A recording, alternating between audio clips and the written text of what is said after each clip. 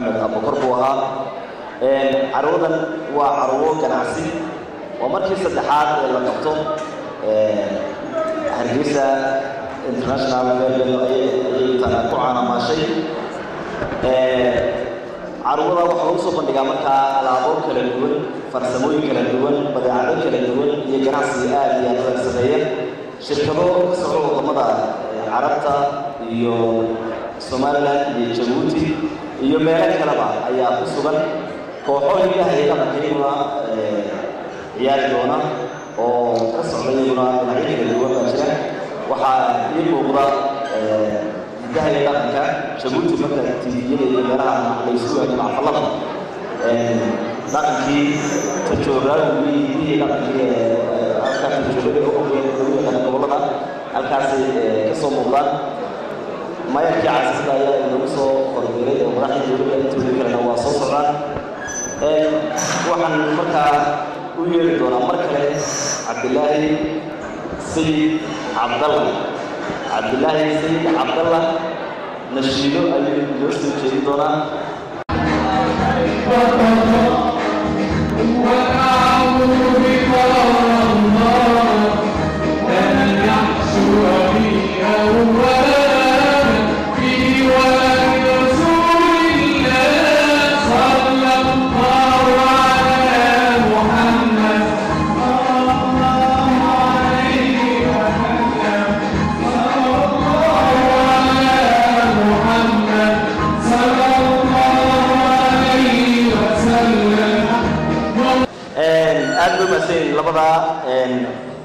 ويل صلى النبي إنه غفري عروض جناسية وحن سعودنا مكان فريتان كي قيبته ولي ما ولده كان لها لو دقلين قدوته وينور بلا مدونا إن شاء الله وحن سعود ويندونا كوحدة صوكسا يو قدر كلين أو رجوعه ليها إذنا لبا يسدح الحياة الإنسان بحرقه إن شاء الله صلى الله على محمد ذلك وهكذا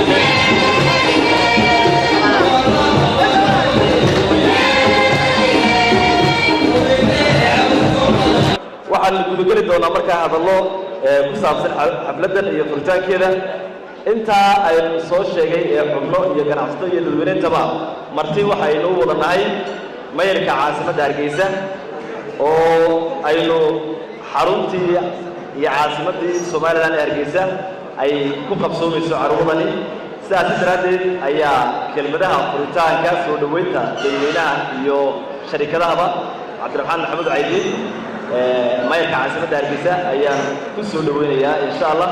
alxamdulillahi rabbil caalamiin wasala allahu wasalama calaa sayidina maxamed.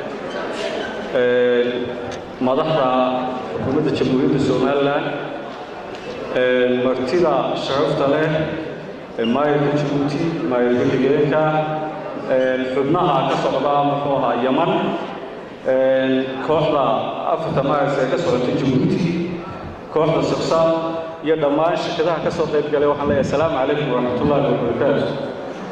waxay noo tahay sharaf weyn inaan halkan ku furno carwadii saddexaad ee lagu qabtay jamhuuriyadda Somaliland caasimadda Hargeysa.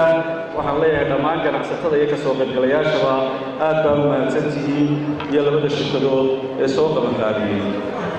run ahaantii waxa weeyaan caasimadda Hargeysa in aan ku qabanno carwooyinka noocan oo kale ah iyo meherjaano soo socda oo ku qaban doono waxa weeye ummadda ganacsigu uu noqdo mid isdhexgala, dhaqanku noqdo mid isdhexgala. waxaa weyneed oo wiig dhaweedina la joogay qoladii ka socotay dowlad deegaanka Soomaalida ee Itoobiya.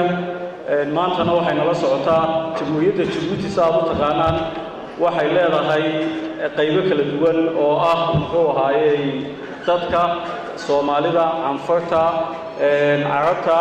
marka waxaan si dhaqanku isu dhex galo waxaan halkan ku soo casuumnay kooxdan oo ah si aynu isu barno dhaqanada wadamada jaarka. insha Allah bisha soo socotana waxay noo iman doonaa kooxo kale oo wadamo kale ka socda. waxaan ogeysiinayaa si official ah inay noogu furan tahay carwadani maanta. aad baan u mahadsantihiin. assalaamu calaykum waraxmatullaahi wabarakaatuh. xuseen cabdillaahi kayd mayor of Jabuuti ya dhalinyarada Cabdiraxmaan soo dhawow. waxaa horta maanta sharaf ii ah in aan halkan inagala qayb galo bandhigan ama xafladan ama carwadan ganacsiyeed oo nagu marti qaaday maayarka Hargeysa. uu ku mahadsan yahay xukuumadda Somaliland iyo shicibka Hargeysa oo halkan filayay inay dhalinyaro badan yihiin. waxaan leeyahay assalaamu calaykum waraxmatullaahi wabarakaatuh. intaa ka bacdi aniga iyo wafdigaan horkacayo oo ka kooban ganacsato iyo koox hidiya dhaqana oo maanta nidhi Hargeysa haddaan tagayno Soomaali way yihiin waxaan u geynaynaa koox hidiya dhaqan oo Anfara waxay arag wali ama si ay dhaqanku la isku weydaarsado, la isku dhexgalo, la isbarto ayaan halkan u imanay. annaguna waxaan mar labaad in leenahay casuumadda ama martiqaadka aad noo soo fidiseen waad ku mahadsantihiin. wassalaamu calaykum waraxmatullaahi wabarakaatuh. wuu mahadsan yahay mayrka caasimadda Jabuuti mayor Xuseen Cabdullaahi Kayd. waxaa haddaba aynu u baahanahay carwadan iyo sidii loo soo qabanqaabiyey iyo cidda ka qayb gelisay iyo tafaasiil ay leedahayba inaynu helno. saas daraadeed bay laga maarmaan tahay in aynu iyo allaka labadaba aynu xubno ku hadlayo codkooda maqallo.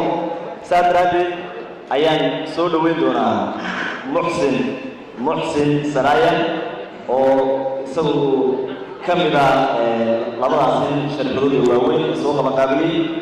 محسن تفضل. الحدث الأول اللي يكون بهذا المستوى وسوف نقوم على أن احنا إن شاء الله بإذن الله تعالى بيكون أعلى من كذا في المرات القادمة.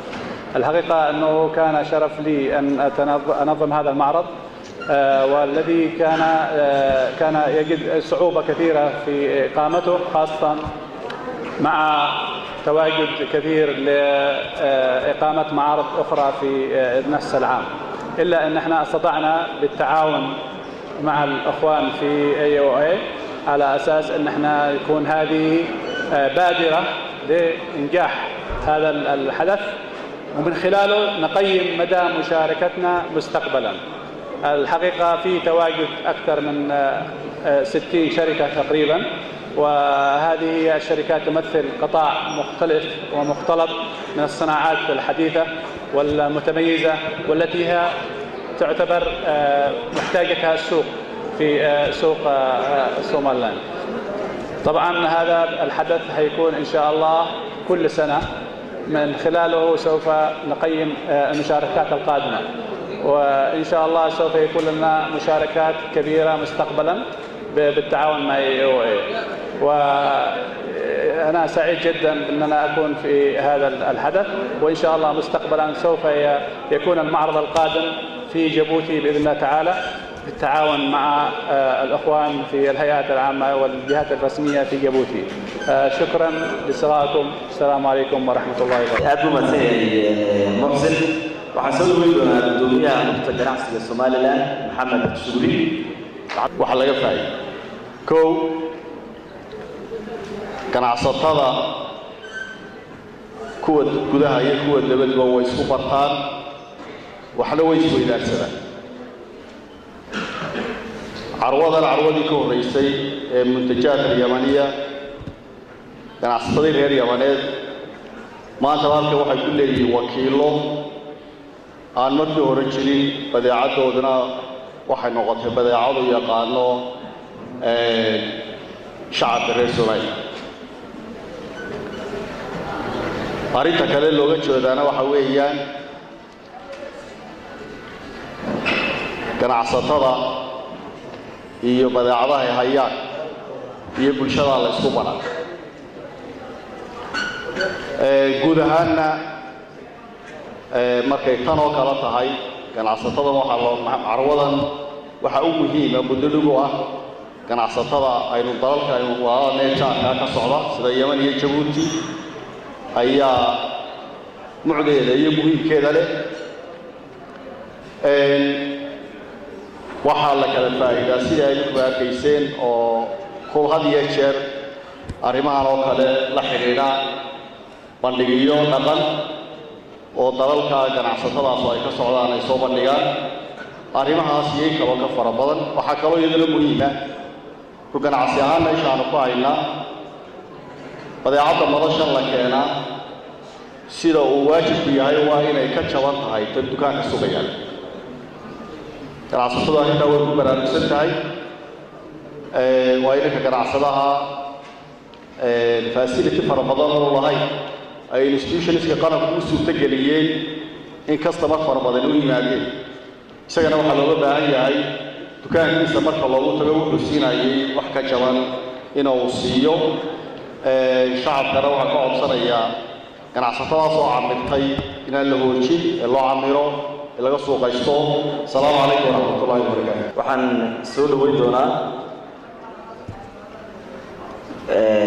AO Events iyo soo qabanqaabideedii Cali Maxamed Yuusuf.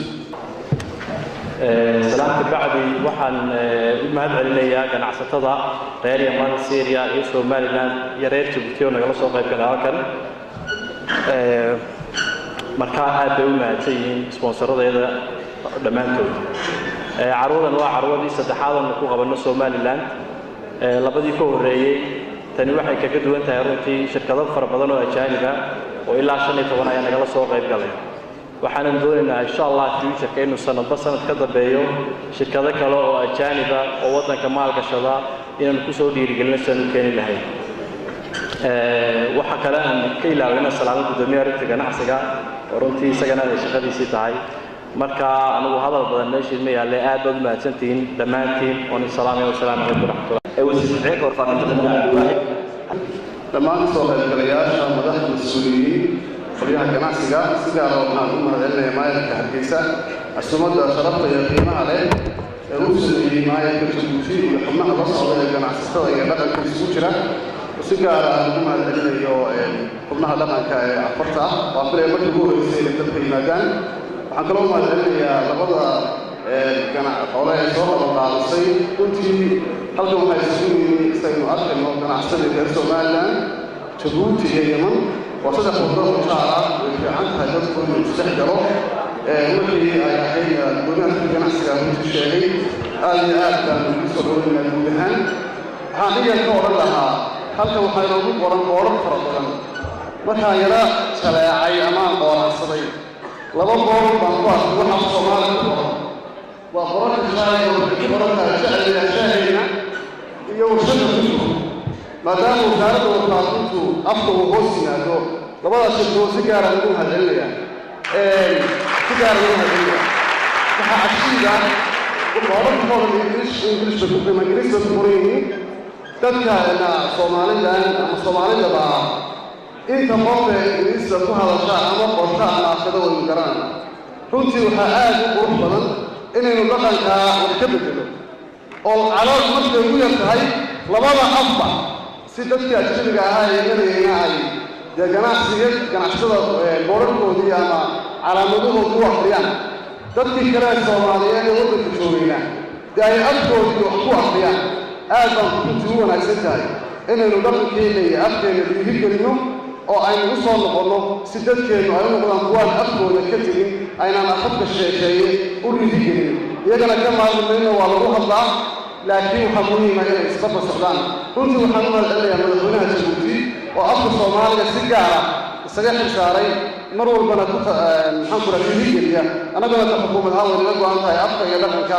waxa iyo wacyigelinta inaanu dhiirigelino aad iyo aad u mahadsantihiin wasalaamu calaykum waxa maanta anigana farxad weyn ah inaan markii saddexaad idinkala soo qayb galo carwadani Hargeysa lagu dhigo waxa maanta waliba farxad siyaadaay ah anigiyo maayirku aanu hogaaminayno dhaqanada Djibouti horta reer Soomaaliland way naga badan yihiin laakiin xagga dhaqanada annaga kaga badan baan u maleynayaa maantana waxa inala jooga dhaqankii Djibouti ee cafarta marka hadalka idinku badin maayo waxaan doonaynaa inaan idiin sheegno waxaan doonaynaa inaan idiin soo diyaarinay iyaga idiin sheegi doonaa 4 heesood oo ay soo diyaariyeen in bila ayaad halkan ku dhageysan doontaan goordo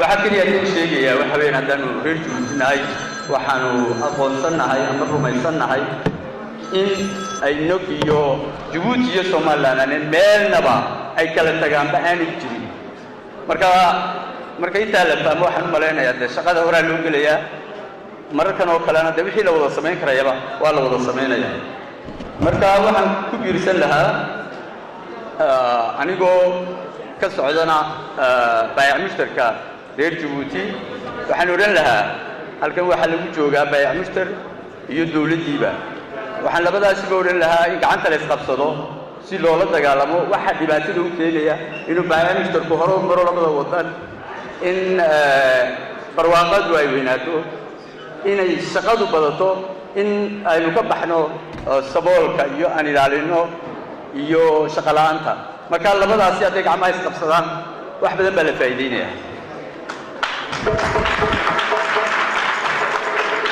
waxaan doonayaa ugu dambays inaan u mahadnaqo dadkii ka soo qayb galay si ay intaasoo ku yimaadaan waxaanu nahay 22 marka حق جيبوتي وحويان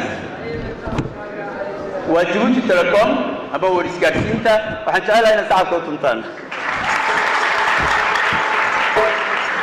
وقلنا الكوريينتا ووالتري جروب وهالكم بتشوغا وبروتيمايا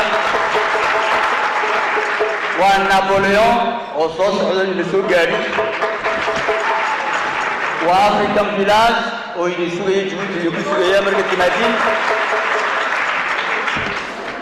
ودهبشيل بانك وقدمبيس وحويان maamulka dekedaha iyo free zone-da Djibouti oo isaguna nasoo caawiyay ugu dambeyn waxaan mahad celinayaa xagga Somaliland maayarka Hargeysa oo si fiican loo soo dhaweeyay oo si fiican maayarka gabiley oo isaguna la sugaya ayaanka arbacada waxaan kaloona mahadnaqayaa som cable oo isaguna aad loola soo dadaalay ugu dambaystii yama ilaawi karayo carwada lafteeda oo na siisay fursad aan idinku nimaadno oonu wax idinku tusno goorgeli waa mahadsantihiin nabadgelyo